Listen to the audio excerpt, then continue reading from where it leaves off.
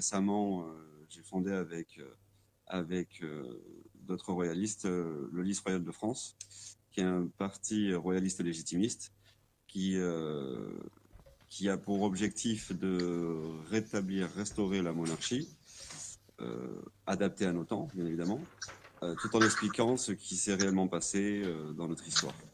Comment peut-on changer de régime? Comment faire en sorte de changer une république, la démocratie, les institutions républicaines d'aujourd'hui en 2024, lorsqu'on souhaite revenir à une monarchie? Je n'arrive pas à concevoir, d'où le fait que j'ai été interpellé hier soir, je n'arrive pas à concevoir la possibilité de le faire et du comment le faire. C'est vrai que c'est un message qu'on entend beaucoup. Les Français en ont effectivement marre et ils ont besoin d'avoir un espoir. Mm. Et la démocratie, si vous voulez, la représentativité, c'est une notion républicaine, c'est-à-dire que dans la monarchie, il y avait une démocratie qui n'était pas représentative, mais qui était délibérative, qui était directe. C'est-à-dire que dans les communautés villageoises, on décidait directement, en communauté, en vote, comment on organisait notre communauté, justement. Et ça allait aussi jusqu'à l'école. On élisait le professeur, on voyait avec lui le programme. Tout ça était fait en commun. Et dans les corporations, c'était pareil. On faisait tout cela en commun, on élisait, on votait à main levée, et tout le monde était concerné. Ensuite, tout ce qui était régalien, c'est le roi qui s'en occupait. Mais la décentralisation faisait que chacun avait, disons, son mot à dire dans tout ce qui le concerne directement. Donc la démocratie aujourd'hui républicaine, c'est une fausse démocratie puisqu'elle est représentative, quand avant elle était directe. On n'avait pas besoin de représentants pour faire valoir ses droits ou pour se faire entendre. Ça, c'est une invention républicaine qui a eu pour objectif de confisquer la parole du peuple, justement, en mettant des représentants qui ne correspondent pas du tout aux attentes des Français. Donc, c'est là l'élément central de la monarchie, c'est qu'elle n'est pas, comme on pourrait le croire, comme on l'a appris, absolutiste ou tout se décide en haut. Ça n'a jamais été le cas. C'est Mm. une monarchie décentralisée. J'ai bien compris en fait l'organisation si demain nous étions au retour à la monarchie. Moi je la conteste pas, je dis d'ailleurs souvent qu'il vaut mieux parfois se poser la question de se dire il vaut mieux avoir un monarque qui est bien intentionné vis-à-vis de son peuple plutôt qu'un homme élu au suffrage universel qui lorsqu'il a le pouvoir est mal intentionné. Donc en fait je crois qu'il y a la réflexion doit au moins se poser et on doit effectivement s'interroger sur le sujet. Mais vous n'avez pas vraiment répondu à ma question, Damien. Comment fait-on pour passer de la Ve République avec les institutions actuelles, je pense à l'Assemblée nationale, au Sénat, au Conseil d'État, etc., l'Union européenne également, à laquelle la France est soumise aujourd'hui avec sa perte de souveraineté colossale. Comment fait-on quel est le trait d'union pour dire que nous passions de cette Ve République à une monarchie avec donc l'héritier Louis de Bourbon? Comment fait-on concrètement? La création du parti politique royaliste légitimiste, donc le Lys royal de France, donc qui a pour objectif de concourir à toutes les élections, de façon à reprendre notre pouvoir et à changer ce qui a été instauré par D'accord. l'intérieur, par le vote. Donc, ça passe par un système électif, celui que nous connaissons aujourd'hui, c'est-à-dire que vous offrez, ça c'est très intéressant parce que c'est la première fois que ce discours m'est tenu, habituellement c'est un petit peu nébuleux, mais hier soir j'ai bien senti qu'il y avait un message différent, j'ai pas pu rester longtemps malheureusement, et donc l'idée c'est d'utiliser la Ve République et le système électoral actuel pour dire aux Français on peut faire autre chose et donc faire élire un représentant de votre parti politique qui changerait les institutions si les Français le choisissent. C'est bien ça que vous me dites, on a bien compris, on s'est bien compris. C'est exactement ça, vous avez tout D'accord. compris. D'accord. Et est-ce qu'on peut aujourd'hui, comment dirais-je, revendiquer un nombre d'adhérents, est-ce que vous fonctionnez comme un parti politique classique? Est-ce qu'on peut dire il y a autant de royalistes sur le territoire français? Est-ce qu'on peut déjà mesurer en fait l'envie? Est-ce qu'on peut la dénombrer? Alors oui, il y a un sondage qui a été fait par Libération, si je ne me trompe pas, en 2016, qui établissait déjà à 17% le nombre de Français royalistes. Depuis, effectivement, ce nombre a forcément évolué, parce que vous l'avez souligné, et nous l'avons remarqué, il y a beaucoup de personnes, de Français qui sont abusés, désabusés et qui cherchent une solution. Et effectivement, nous offrons cet espoir parce qu'il y a derrière un vrai projet. Donc, il n'y a pas encore d'adhésion. Là, nous ouvrons là. Nous commençons, c'est tout frais, c'est tout jeune. Hein.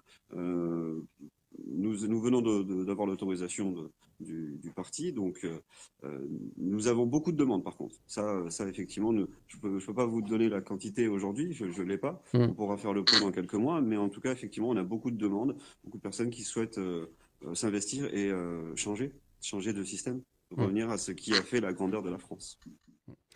Alors, du coup, étant donné qu'aujourd'hui nous sommes dans un système démocratique au suffrage universel, est-ce que je peux vous poser la question, si c'est trop indiscret, n'hésitez pas à me le dire, mais est-ce qu'aujourd'hui vous votez, est-ce que vous participez au système électoral, ou alors est-ce que vous êtes plutôt, parce que quand vous souhaitez le retour du roi, même si vous voulez utiliser les arcanes du, comment dirais-je, l'organisation institutionnelle pour revenir au pouvoir, est-ce que vous, et les royalistes aujourd'hui, qui ont ce projet d'un retour à la monarchie, est-ce qu'ils votent?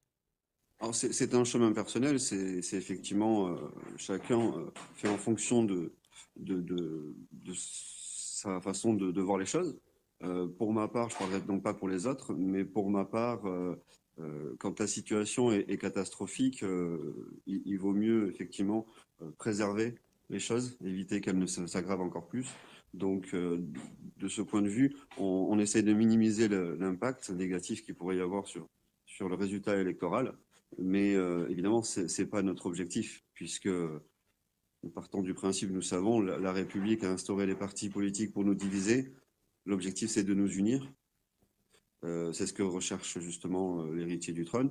Et c'est ce que nous voulons tous. La France doit être unie à nouveau. Et dans la division des partis, on n'y arrivera pas. Donc ça, c'est particulier. Il y a les listes royalistes qui se forment.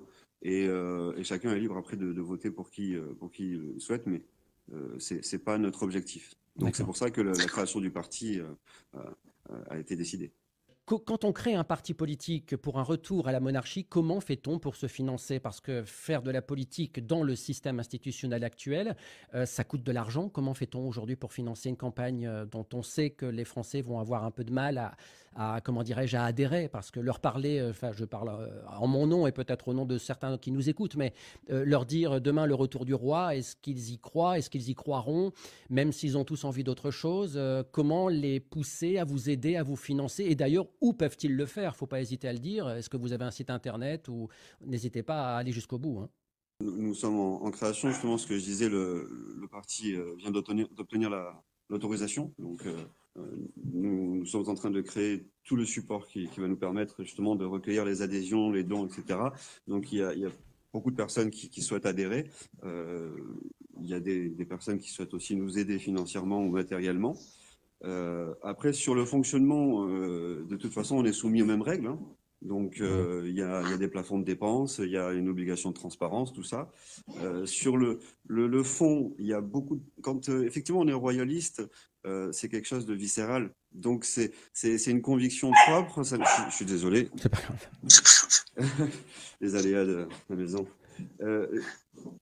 Quand on a cette conviction, on a cette facilité et cette faculté à convaincre les autres beaucoup plus facilement. Et ainsi, ça va beaucoup plus vite. On n'a pas besoin d'utiliser des supports qui nous coûteraient de l'argent. Même si on va en utiliser, il y a déjà une grosse base, une large base qui est faite justement par le débat, par la conviction, par le fait de convaincre les Français d'une autre voie.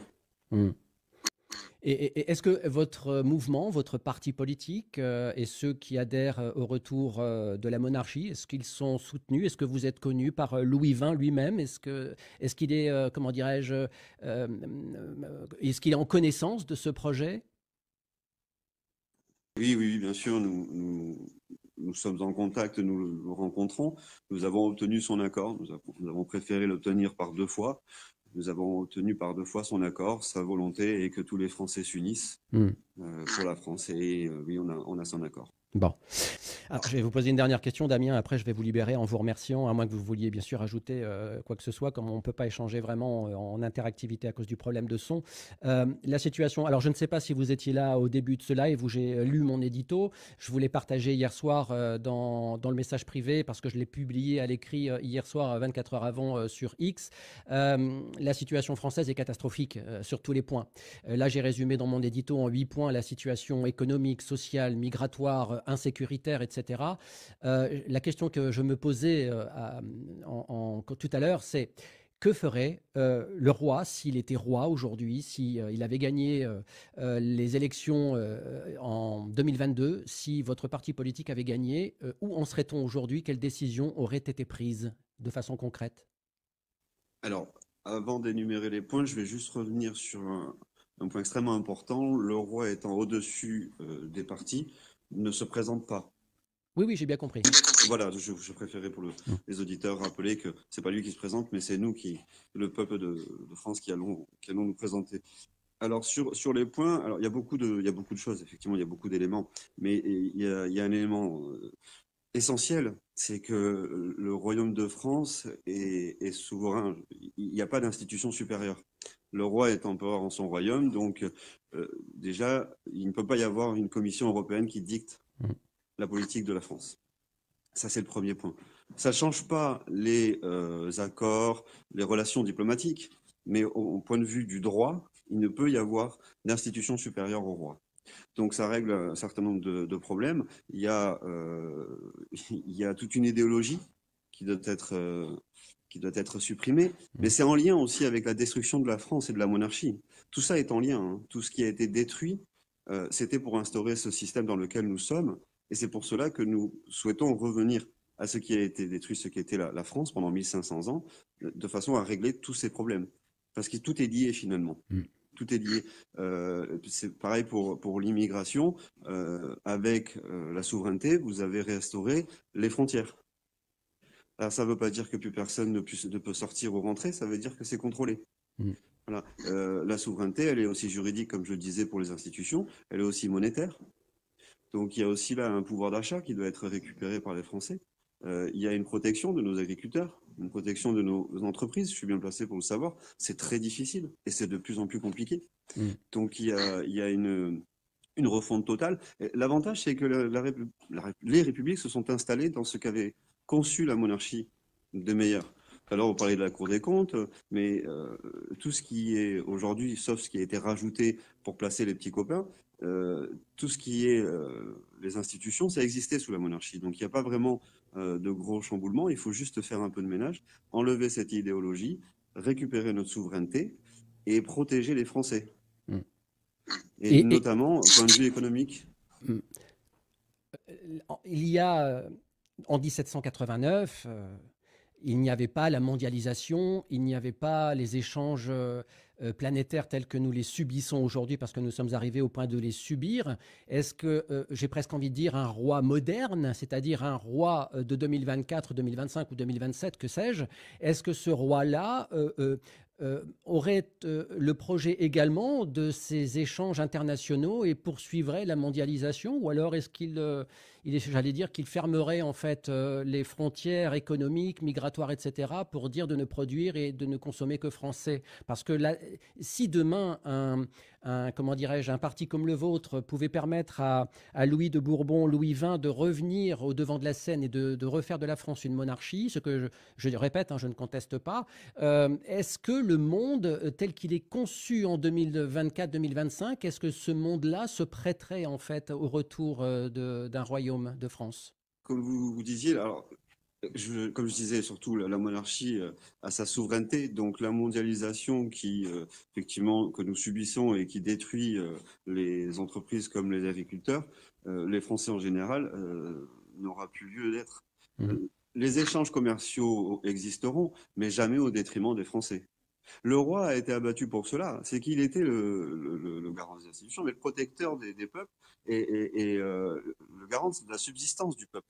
La police des grains avait été instaurée justement pour protéger le peuple des marchands qui cherchaient surtout à faire de l'argent.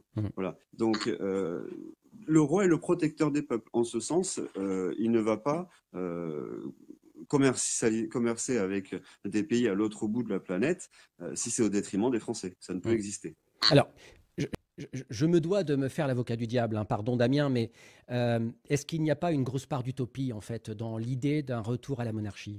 Non, je ne crois pas, puisque c'est ce que nous adulons le plus, notre France. Si nous en Mm. sommes fiers, c'est par ces 1500 ans de grandeur, d'excellence, de magnificence.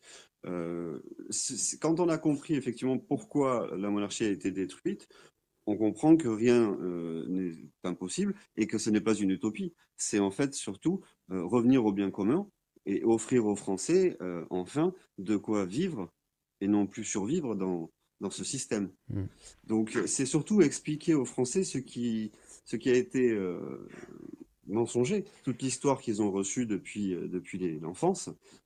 L'école républicaine s'est attachée, s'est attelée à détruire la monarchie, à la rabaisser, à la, à la, à la vilir. Et en fait, finalement, on se rend compte que quand on étudie tout ça, c'était un très bon système qui avait aussi ses parts de... Ouais, tout n'était pas parfait, bien évidemment, mais elle s'est adaptée pendant 1500 ans. Et elle a fait de la France le pays le plus puissant d'Europe et Mm. dont on sommes fiers aujourd'hui. Donc l'utopie, c'est surtout une histoire de crainte par rapport à ce qu'on a eu comme enseignement. Mm. Voilà, donc un enseignement faux. Voilà. Bon. Donc tant que les Français conservent leur liberté et leur pouvoir de décision, je crois que c'est ce que nous voulons tous. Mm. Alors on est tous d'accord, on est tous unis pour la restauration de la monarchie, parce que c'est la France. Voilà, la France, c'est 496, 1792, Mm. puis la restauration. Mm.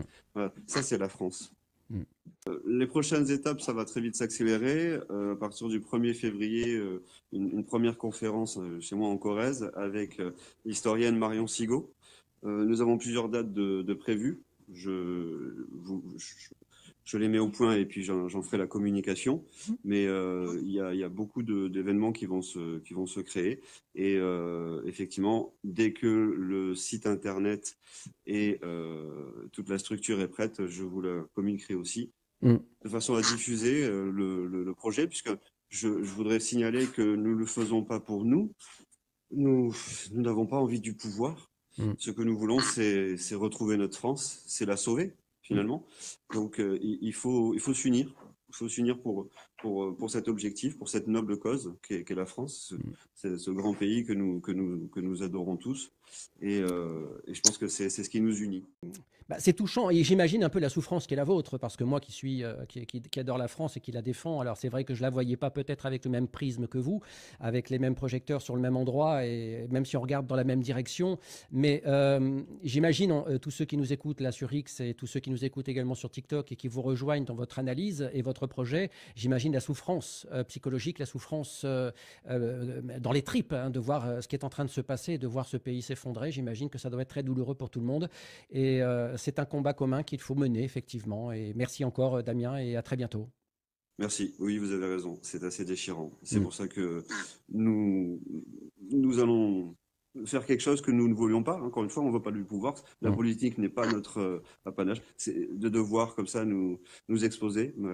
Il faut le faire pour la France. Mm. Donc, effectivement, sinon, ça fait trop de mal. Les Français souffrent, c'est plus possible. Les valeurs françaises sont détruites. Mm. Notre patrimoine est à l'agonie. On ne peut pas continuer comme ça. Donc, Bon. il faut vraiment s'unir pour cet unique objectif, c'est la France. Voilà. Donc, encore merci de m'avoir donné la parole Mais et à très bientôt, j'espère.